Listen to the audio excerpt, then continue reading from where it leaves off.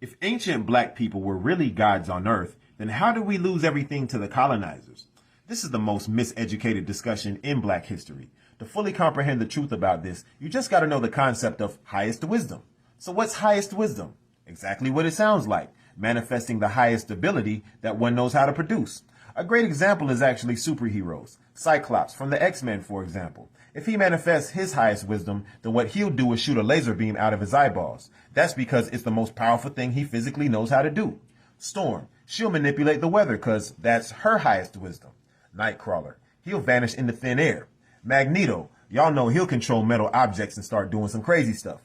Ryu from the Street Fighter, he'll hit you with the Hadouken! Now let's get back to real life. Let's take a look at a colony of ants. If they get flooded out by water, what they'll do is create a floating bridge that's made out of ants in order to save their babies. And y'all can drop more examples in the comments if you know them, but now let's talk about the highest wisdom of black people. When we walked this earth as gods who lived for thousands of years, we had many majestic wisdoms and abilities. Those wisdoms and abilities were normal to us back then, but today we'd say that these are supernatural powers or something like that. Such as like speaking with our minds, moving things with our minds, teleporting, invisibility, breathing underwater, and way more than that. But bigger and better than all those things, the highest wisdom that we manifested was becoming one unified mind and heart. And that unified mind and heart we all shared in a state of existence that we called divine unity. Or in the ancient language, you could use the word selekano, which means covenant. And only people with the ether in their body can do this. That's why the ether inside of us is also called the Ark of the Covenant. This is what makes it possible for us to unite with all other ether beings, aka black people, in existence.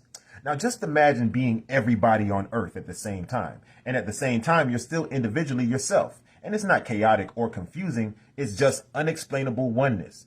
Oneness and peace that surpasses understanding.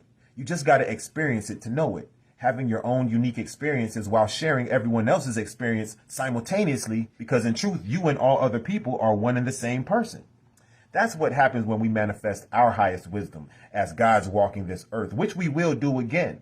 And yes, the spirits and black people that you see walking the earth today as crackheads, junkies, jailbirds, gangsters, pimps, prostitutes, strippers, transgenders, murderers, and just normal professionals, students, workers, and everyday black folks, these same exact spirits were at one time long-lived gods who all loved each other, never misunderstood each other, never killed each other or harmed animals in any way, connected with our soulmates as teenagers and never separated until death. And we were so advanced that we all began mastering subquantum kinetics at the age of 7 by learning the first 7,000 names of the attributes that make up the ether, as well as the plants and animals